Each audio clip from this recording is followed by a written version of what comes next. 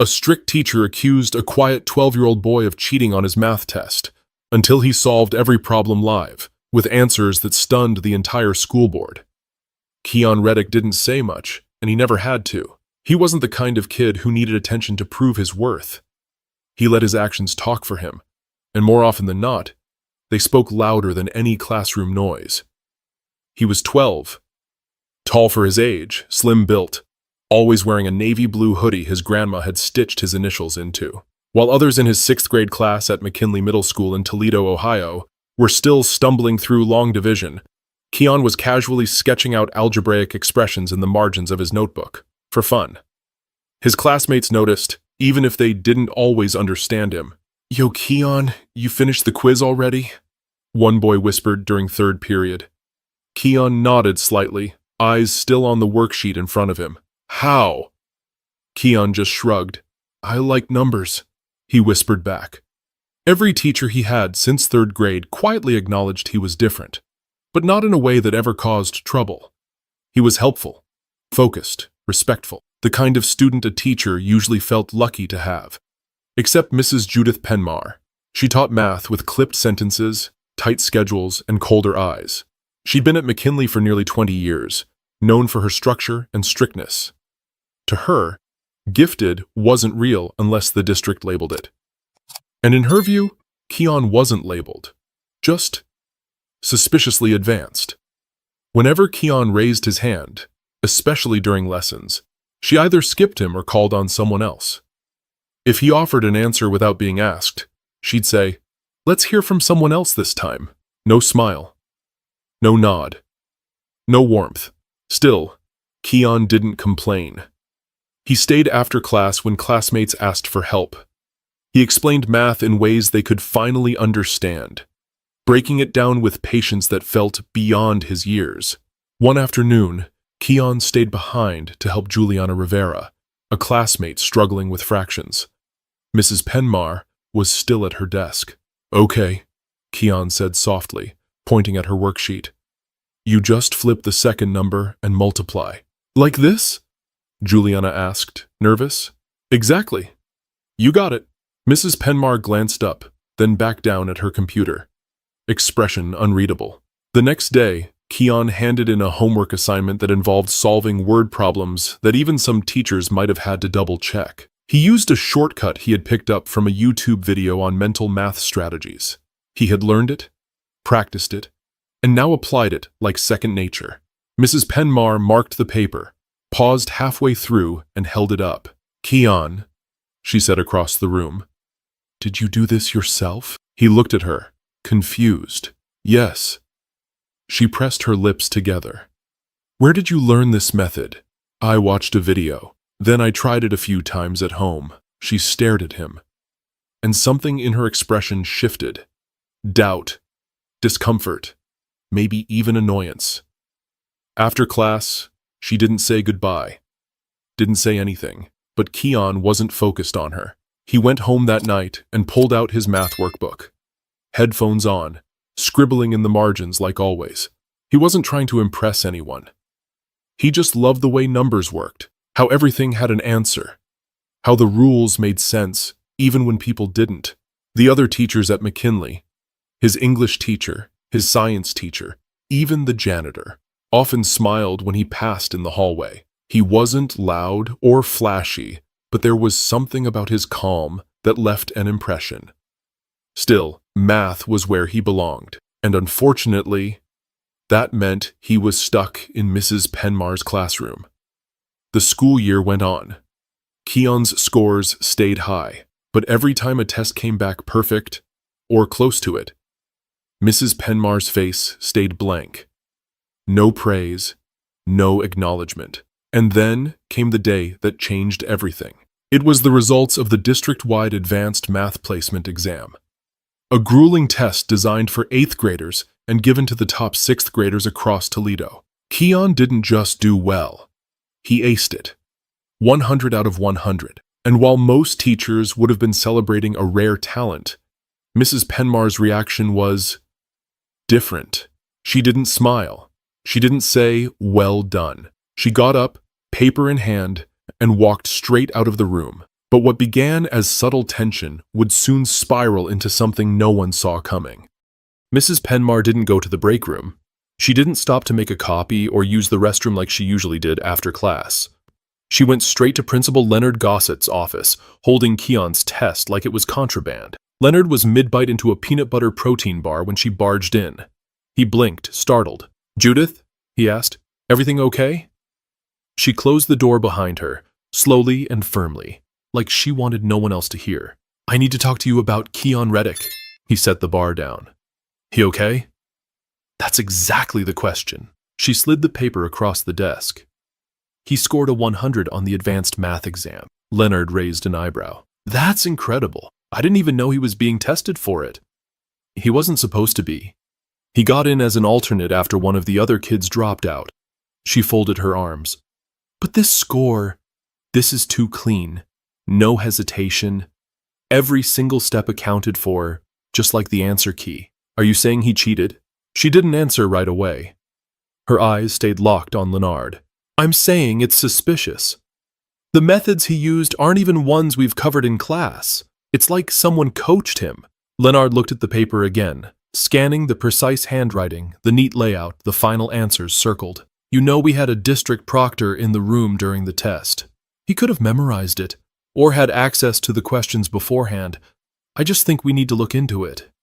Leonard exhaled, leaning back in his chair. "I'll forward it to the district office. But Judith, this is a serious accusation, and Keon's never given us a single reason not to trust him." "I understand that. I just don't believe a child like him could have completed this unaided." There was silence between them for a beat too long. Leonard tilted his head. "A child like him?" She looked away, eyes narrowing. "You know what I mean." Back in the classroom, Keon sat quietly as students filtered out. He waited for Auntie Moira, his legal guardian and late mother's sister, to pick him up from school. She was running behind again. It gave him time to pull out a clean sheet of paper and sketch some math problems of his own creation. Just for fun, just to see if he could solve them. In the parking lot, Moira finally pulled up in her silver Honda Civic, half a bumper sticker peeling off the back. "Sorry, baby," she said as he got in. "Had to stop by the community center and drop off a flyer for the food drive. You good?" "Yeah." She glanced at him as she pulled out. "You don't talk much, huh?" He gave a little smile. "You get that test score back today?" He nodded. 100. She laughed out loud. "See? Told you all that scribbling and humming to yourself wasn't for nothing." Keon smiled wider, the way he always did when Moira praised him. She wasn't like other adults. She believed him even when she didn't understand. The next morning, Mrs. Penmar's attitude was different. She called roll call in a monotone voice, eyes skimming past Keon like he wasn't there. During the lesson, she made a mistake on the board calculating percentages. Keon raised his hand. She ignored it. He waited. Then, after a few moments, lowered it. At lunch, Juliana slid into the seat next to him. "Hey, did you hear what she said?" "What?" "She told Mr. Fielding you cheated." Keon stared at her. "I was walking past the copy room and heard it. She said it's statistically unlikely for a student like you to score that high." I didn't get what that meant. Keon turned his face toward his tray, quiet, but inside, a slow warmth began to build behind his chest. Not the good kind, the angry kind, the kind he didn't quite know what to do with yet. That afternoon, Keon was called into the counselor's office.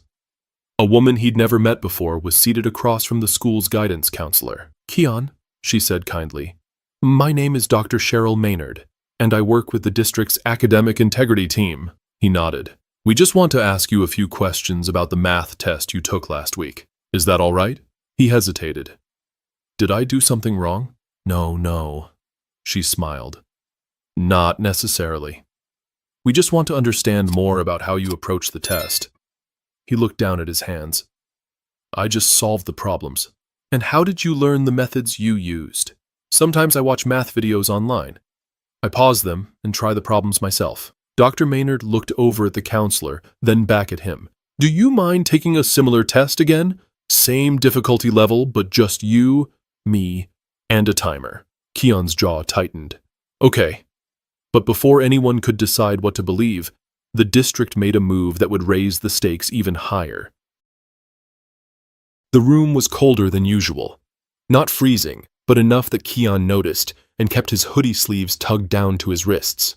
It was Thursday morning when he was told to report to room 3C, a room normally used for teacher meetings. Inside, a large rectangular table stood in the middle, with 2 chairs set up across from each other. A thick packet sat waiting for him. So did Dr. Cheryl Maynard. She greeted him with the same soft tone as before. "Good morning, Keon. You sleep okay?" He nodded, clutching the strap of his backpack. "All right," she said, gesturing for him to sit. "This test will be similar in difficulty to the one you took before. There's no time limit, but I'll be observing and recording how you work through it." She held up a small audio recorder, clicked it on, and placed it gently on the table. "Is that okay?" Keon hesitated but nodded again. "Good. Just do what you always do. Take your time." He opened the packet. The first problem was a geometry proof. He read through it silently, tapping the side of his pencil once, then started writing. A clean setup, labeled diagram, logical steps. No erasing, no second guessing. Dr. Maynard watched closely. Every now and then she jotted something down in her notepad. Not about the answers, but about how calmly, methodically, Keon worked through each problem. He paused occasionally to think, but never once looked confused. The kind of thinking that didn't come from memorization. It came from understanding. Outside the room, a small group had started to gather. Principal Gossett, the district curriculum supervisor, even Mr. Shapiro, the science teacher who always brought his own coffee mug from home. They stood quietly behind the glass window in the hallway, looking in. None said a word, just watched. Back in class, Mrs. Penmar was unusually tense. She clicked her pen repeatedly as she handed out worksheets, her tone sharper, more clipped than usual. A few students glanced around. The empty seat in the second row, Keon's, seemed louder than the whispers filling the room. "Is he in trouble?" one girl asked quietly. "Why would he be?" Another shot back. "He's the smartest kid in school." Mrs. Penmar didn't respond. She just stared at the board. 2 hours passed. Keon worked through multi-step algebraic equations, abstract word problems, pattern recognition tasks. Dr. Maynard kept watching, more intrigued by the way he explained some answers under his breath. She leaned forward at one point. "Can you talk me through this one?" Keon looked up. "Okay." He pointed to the expression. "This one's just factoring, but the trick is spotting that the coefficient's a square. So I try the square root on both sides first to save time." She blinked. "Did someone teach you that?" He shook his head. "I just noticed it a few times. What about this problem here?" This series question? He gave a little half shrug. "I saw something like it in a book at the library. About sequences." She tilted her head. "Do you read math books often?" Keon nodded, then hesitated. "Not the big ones. Just ones with problems to try. I like solving stuff." By the 3rd hour, he had completed the test. Not just completed, it looked cleaner, more organized, more confident than his first one. Dr. Maynard stood and excused herself briefly. In the hallway, she met Principal Gossett and the others. "I've seen hundreds of academic dishonesty cases," she said. "This isn't one of them. He didn't cheat." Mr. Shapiro asked, "Could it still be memorization?" "No," she replied, shaking her head. "He understood the problems. He rephrased them, solved them in different ways, and explained his thinking out loud. That doesn't happen with memorization. That happens with actual comprehension." The district supervisor asked quietly, "So what do we do next?" Dr. Maynard didn't hesitate. "We acknowledge what he is, a gifted thinker, and then we ask ourselves why no one noticed it before." Later that afternoon, Keon walked out of room 3C holding his backpack strap in one hand and a math book Dr. Maynard had handed him in the other. "Thanks for your patience today," she said, walking with him. "You're very special, Keon." He didn't answer, just looked down, but then quietly, "Can I go back to class now?" She smiled. "Yes, you can, But when Keon opened his mouth to explain his answers, something shifted in the room. The next morning, a buzz had started around the school. Not loud, not dramatic, just murmurs in the hallway, side glances in the cafeteria, whispers between teachers by the copy machine. Keon Reddick had stunned the district. Word got out that he'd not only retaken the advanced math test under observation, but that he'd solved the problems out loud, with alternate solutions, and done it in less time than before. That didn't just quiet the accusations, it flipped them on their head. In the teacher's lounge, Mr. Shapiro shook his head slowly. We might be looking at one of those rare minds, like once-in-a-generation kind of smart. Mrs. Penmar sipped her black coffee without looking up from her email. I mean, for a sixth grader? He continued. He worked through that test like it was warm-up math. They said he explained patterns in ways some of the evaluators hadn't even considered. She didn't respond. Another teacher, Ms. Felton, added, You ever seen him in class, Judith? What's he like?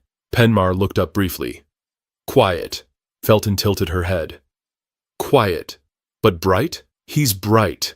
But something about how fast he works, it doesn't feel typical. Mr. Shapiro raised an eyebrow. Maybe it's not supposed to.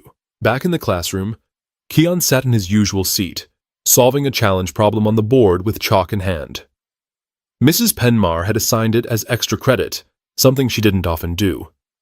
I want the class to try this tonight, she had said, writing the problem. Let's see who can figure it out by Friday. Keon looked at it for a moment and raised his hand. Penmar hesitated. He slowly stood up. I think I have a way to do it. She stepped aside reluctantly. Go ahead. The room went quiet. A few students exchanged curious glances. Keon worked silently. He drew a simple number line, labeled his steps, and broke the problem into smaller parts. After about 2 minutes, he turned around. I think this is the answer, he said, pointing to the board. Penmar stared at it, her arms crossed. How did you get that? He explained patiently, clearly, one step at a time. When he finished, she stared another moment, then nodded once. Correct. A ripple of surprise moved across the class. That afternoon, Principal Gossett stopped by the room unexpectedly. He stepped in as class was winding down, holding a folder in his hand. Hi, folks, he smiled. Sorry to interrupt. Keon, could I borrow you for a moment? Keon looked at Mrs. Penmar. She gave a tight nod. In the hallway, Gossett leaned in. How you holding up?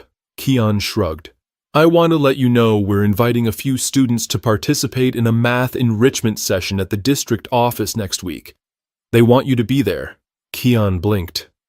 Why? Because they were impressed. Dr. Maynard even asked if you'd be open to talking to some educators about how you think through math problems. No pressure. Just, she thought it might help them understand how students like you learn best. Keon didn't answer right away. Then quietly, okay. By the end of the week, 2 things were clear. First, Keon's skills weren't up for debate anymore. He had earned that perfect score. Second, Mrs. Penmar's behavior over the last few months started getting attention in a way she hadn't expected. Parents started talking. Some of them had kids who had once raised their hands only to be ignored. Some had daughters who stopped liking math after being shut down in class. A few even remembered similar complaints from years ago, brushed aside as personality conflicts. It was no longer just about one test. It was about a pattern. And people were beginning to talk about it, loudly.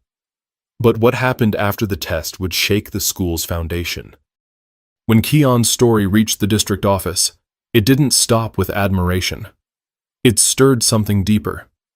People started asking questions, not about him, but about those who had doubted him so quickly. It started with an email. A parent, Teresa Langdon, had 2 older kids who had passed through McKinley Middle years before Keon. She wrote a message to the superintendent after seeing the local paper's short write-up on Keon's test retake. My daughter was told she wasn't math-minded by Mrs. Penmar in 7th grade, she wrote.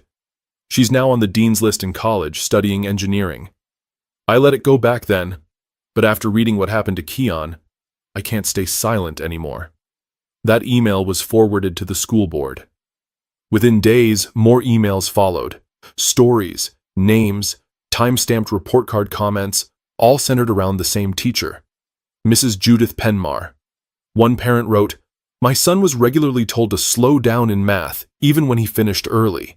She once marked his correct answer wrong because he didn't solve it using her method." Another one added, "My daughter loved math until that year. I remember her coming home crying after being told, 'You're not as advanced as you think.'" The district opened a quiet internal review, not disciplinary yet, just collecting. Back at McKinley, Principal Gossett was walking a tightrope. He was protective of his staff, but even he couldn't ignore the shift in the air. Students started talking more freely. Parents showed up to meetings with notepads and questions. Teachers in the hallway traded glances when Penmar passed by. Still, Penmar acted like nothing had changed. She taught with the same dry tone, assigned homework, took attendance. But she knew eyes were on her, and not just from her students. In the staff room one morning, she found her mailbox filled with printed copies of student feedback surveys. Most were from previous years. A few had handwritten notes in the margins. She always picked the same kids to answer questions. She told me not to try the challenge problem, said it was too advanced. She made me feel like I didn't belong in math. She flipped through them, eyes hard.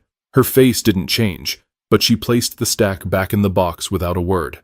Meanwhile, Keon was starting to feel the shift too. At lunch, kids he barely knew started sitting near him.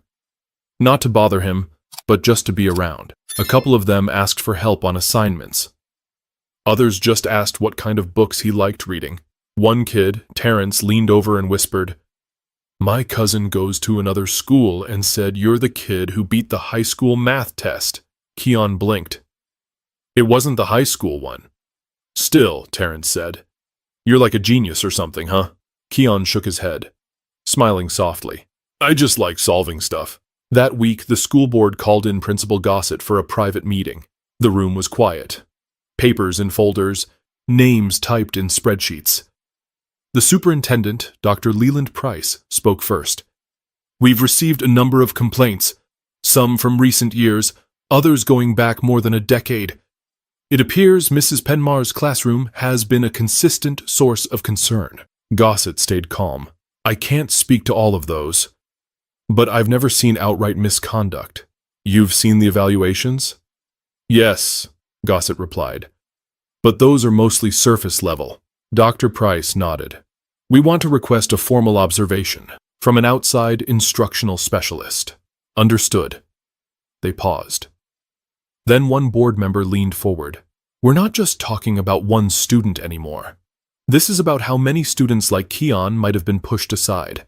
How many opportunities were quietly denied without anyone noticing." Gossett's throat tightened. "I understand." The next day, Penmar found an envelope in her mailbox with the district seal on it. Inside, notification of a scheduled observation and pending review. No warning, no personal meeting, just paper. She folded it quietly and slipped it into her desk drawer. But for the first time in years, she didn't look composed. Later that evening, at home, Keon sat at the kitchen table, scribbling in a spiral notebook while Moira cooked dinner. "What you working on now?" she asked over the sound of sizzling onions. "Something for fun," he said. "I was wondering if there's a way to shortcut a cube root using patterns." Moira chuckled. "You're gonna set the kitchen on fire with all that thinking?" Keon smiled. "I don't mind. I like doing it." She paused, watching him. "People are finally seeing what you're made of." He looked up. "Yeah." Then quietly, "Took long enough." But it wasn't just about one teacher anymore. The community wanted answers. By Monday morning, the parking lot outside McKinley Middle was busier than usual. And not because of drop-offs. Parents had started gathering with signs, most handwritten on poster board, taped to wooden rulers and yardsticks. Some held pictures of their children. Others held photocopies of assignments marked unfairly, with "See Me" scribbled in red ink. At the front gate, Teresa Langdon, the mother who had first emailed the superintendent, stood with a firm grip on her son's hand. "This isn't just about Keon," she told a local reporter. "This is about years of quiet harm. It's about kids being told they're less capable just because their minds work differently, or because someone didn't believe in them." Inside, the front office phones rang off the hook. Parents were requesting meetings, interviews, Evaluations. One father demanded to know why his daughter was never considered for the advanced program when she had straight A's in math. Principal Gossett stood behind the counter, trying to answer questions one after another, but his voice stayed measured. "We're reviewing the situation," he repeated. "We're listening." But some parents weren't satisfied with listening anymore. Meanwhile, in the 6th grade hallway, Keon sat quietly in the back of Mrs. Penmar's classroom. She taught the lesson with her usual tone, but her posture had changed. Her eyes kept glancing toward the window, where the protest signs bobbed in the distance. Every time Keon spoke, or even raised his hand, she acknowledged it. That was new. At one point during the lesson, Keon corrected a misstep in the example problem. Penmar paused, corrected the board, and said softly, "Good catch." Some students turned to look at Keon. He didn't react, but his fingers lightly tapped his pencil against the desk, one beat at a time. That afternoon, the superintendent released a public statement to parents and staff. It acknowledged the investigation and promised transparency. It also mentioned the possibility of new oversight in teacher evaluations, particularly in how student talents are identified and supported. The response was posted online. Within hours, comments poured in. "About time. Too many kids get discouraged before they ever get a chance.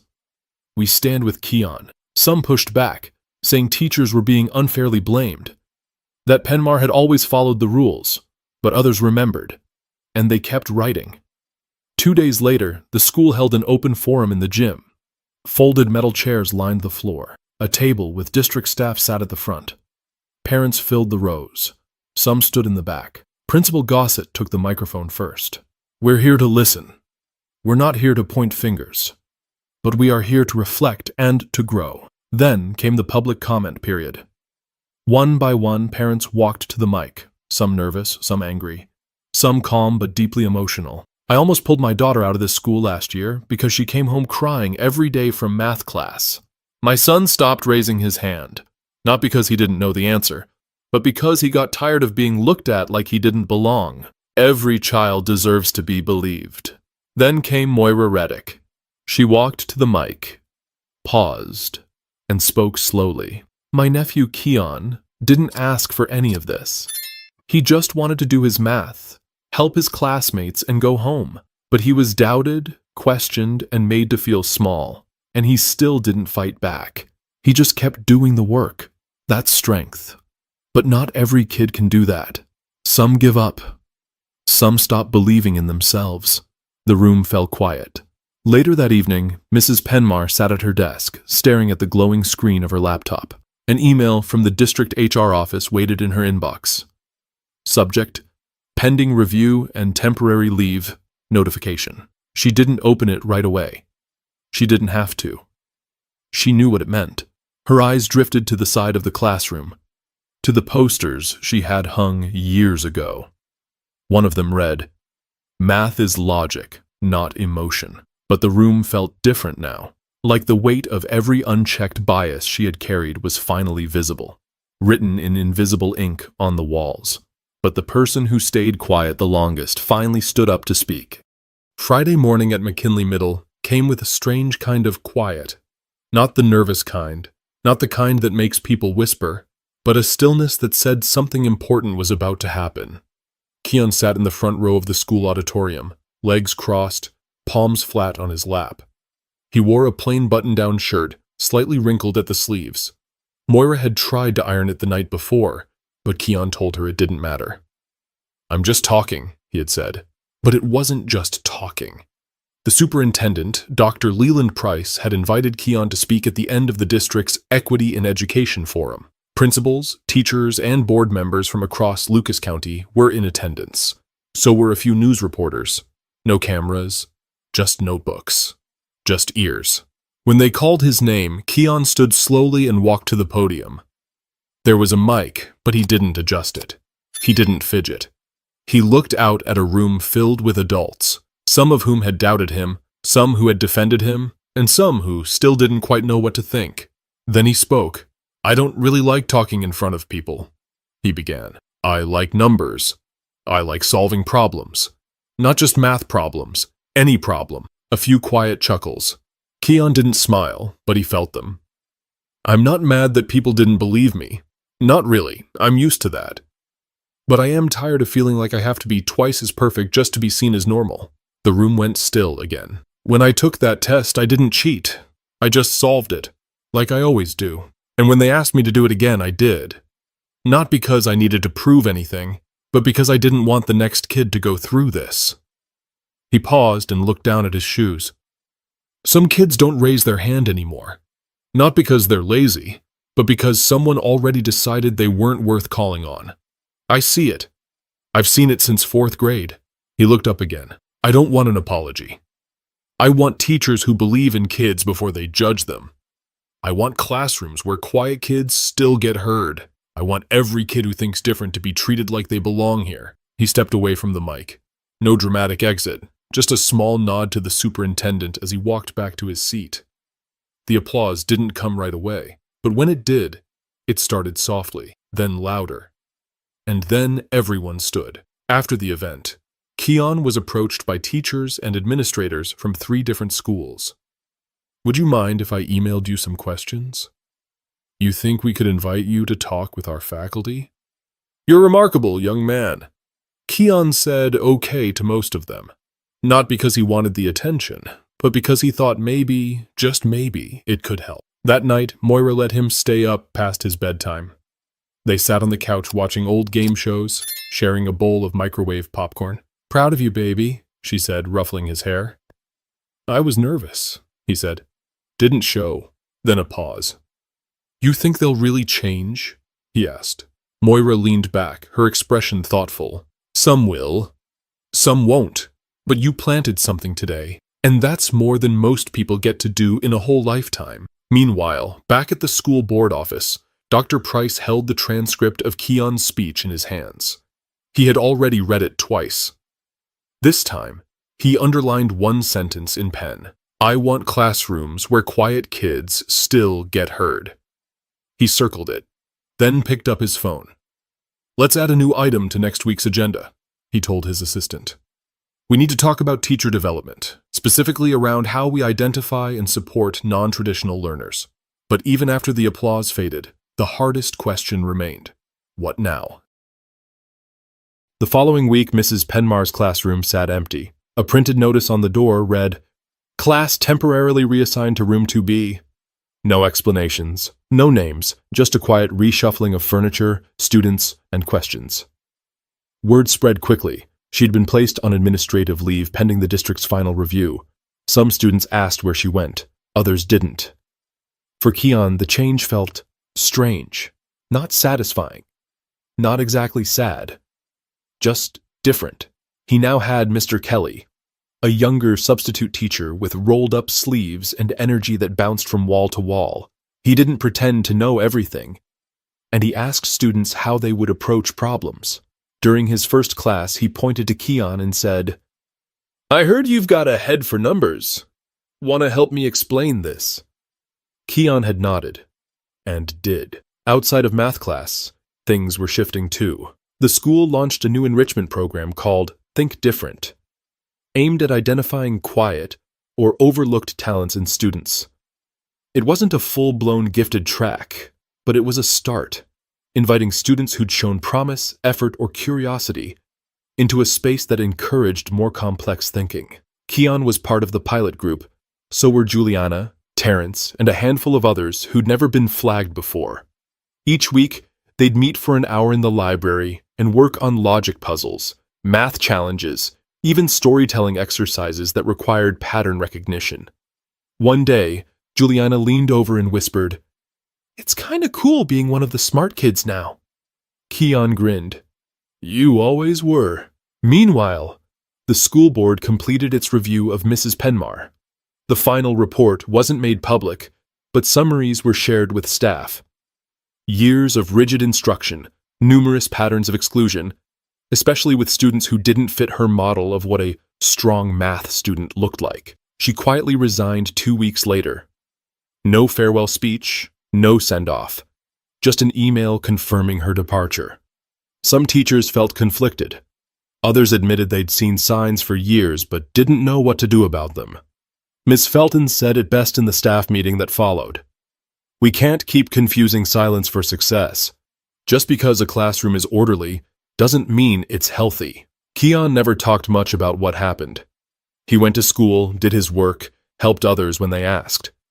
He still carried that same worn-down mechanical pencil and still pulled up Khan Academy videos in the evenings. Not for homework, just because he liked the way they explained things. But some things had changed. More kids started raising their hands. More teachers started listening. Some of them, for the first time, began asking, "Is there a better way to teach this?" Instead of saying, "That's not the way we do it." One afternoon in the cafeteria, Terrence leaned over his tray and asked Keon, "Do you think everything's really better now?" Keon took a bite of his sandwich before answering. "Not everything," he said, "but better than it was." At home, Moira hung a framed copy of the article from the district newsletter on the living room wall. The one with the headline, "Keon Reddick's Voice Sparks Change at McKinley Middle." "I know you don't care about awards," she said, "but this isn't for you. It's for every kid who'll come after you." Keon smiled, looked up at it, then turned back to his math book. He didn't need to prove anything anymore. Not to teachers, not to classmates, not even to himself.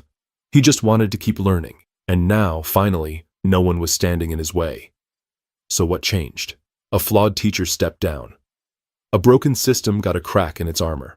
Quiet students started getting noticed. Some minds opened, some hearts softened. The conversation got louder.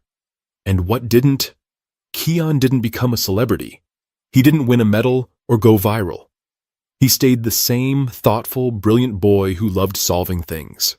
Still quiet. Still sharp. Still the kid who preferred numbers over noise.